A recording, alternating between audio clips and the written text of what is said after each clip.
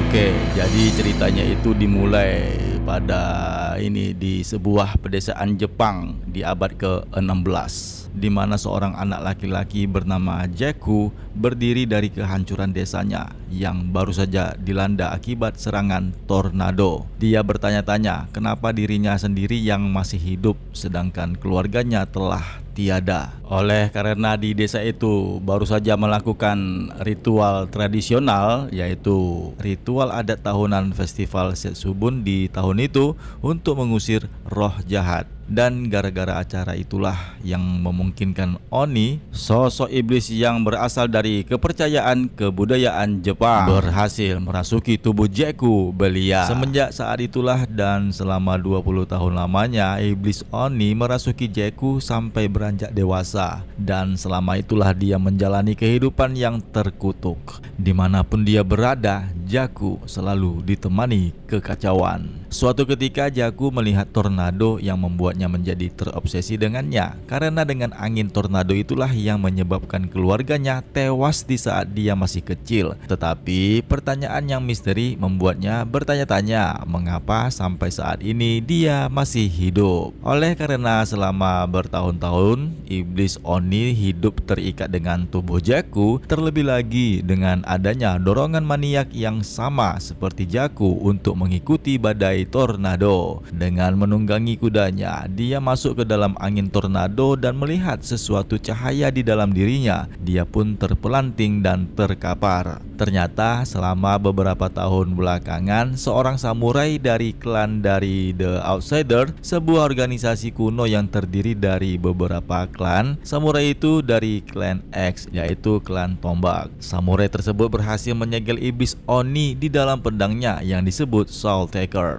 Nah, di dalam pedang Soul Taker tersebut, iblis Oni bertemu dengan setiap penjahat yang pernah dibantainya sewaktu di dunia. Orang-orang yang ada di sana berada di api suci Limbo, ruang tunggu bagi jiwa-jiwa yang masih punya urusan yang belum selesai. Meskipun tempatnya luas, tapi penuh sesak. Sekarang dia menyebut dirinya The Creeper. Dia mulai menyiksa jiwa-jiwa yang terperangkap bersamanya di dalam pedang. Meskipun berteman, akhirnya dia mengkhianati mereka satu persatu, termasuk Monashat, seorang gadis muda yang dipaksa untuk membenturkan kepalanya ke batu selama 1 abad. Kemudian Maseo Yamashiro, seorang suami yang diselingkuhi yang dibuat untuk meniru tugas menggulingkan batu Sisyphus. Dan akhirnya sang samurai sendiri yang dibunuhnya dengan pedangnya sendiri. Suatu saat, Killer Croc menghancurkan Soul Taker miliknya Katana yang terjadi di serial Katana edisi ketiga, di mana The Creeper terlepaskan bersama semua jiwa-jiwa lainnya yang ada di San Francisco, Amerika Serikat. Di saat dia masuk ke dunia nyata, menurut The Creeper, tubuh terbaik untuk menjadikannya inang adalah tubuh yang kuat dan lemah pada saat yang sama. Yang kemudian dia terbang ke tempat dermaga kapal di Japantown, San Francisco. Di tempat itulah The Creeper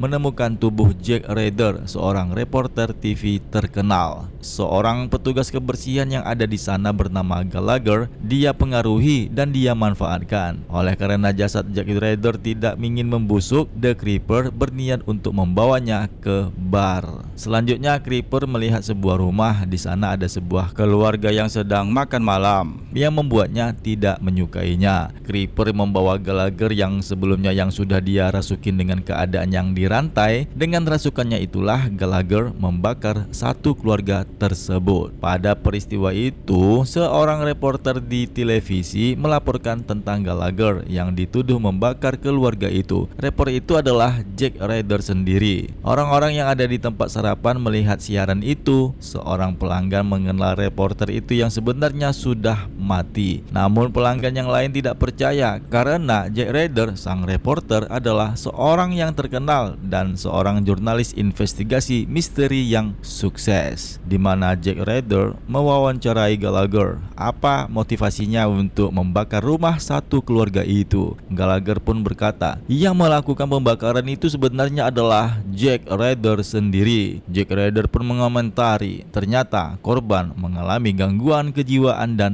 trauma. trauma. Si pelanggan yang menonton siaran itu tetap meyakinkan bahwasannya Jack Ryder sudah mati. Dia pun juga meyakinkan kepada pelanggan yang lainnya bahwa dia benar-benar melihat Jack Ryder mati. Terlebih lagi reporter itu membuat acara khusus spesialnya dalam program berita Life After Death, yaitu sebuah berita kejadian-kejadian khusus yang ini spesifiknya itu membahas cerita-cerita misteri ataupun yang mengerikan. Ketika Jack Ryder ditanya oleh penonton kenapa dia mengetahui lokasi yang mengerikan, Jack meminta kameramen untuk menghentikan rekaman sambil memarahinya. Orang-orang pun berasumsi apakah Jack Ryder adalah mata-mata dari pelaku dalam setiap beritanya, karena Jack entah dari mana pula ya kan, dia itu lebih tahu duluan daripada pihak kepolisian. Ketika dia minum-minum selama 8 jam lamanya di sebuah bar sampai menjelang subuh, Jet Black, produsernya Jack Ryder, menjadi curiga karena banyak orang yang mengenal Jack sudah mati dan catatan kematiannya di Metropolis sudah tidak bisa dibantahkan. Jack pun mengabaikannya karena dia sebentar lagi akan mendapatkan berita. Creeper menyuruh Ryder pindah ke Jepang, di mana produsernya Jet Black mendapatkan pekerjaan untuknya dengan Japan TV.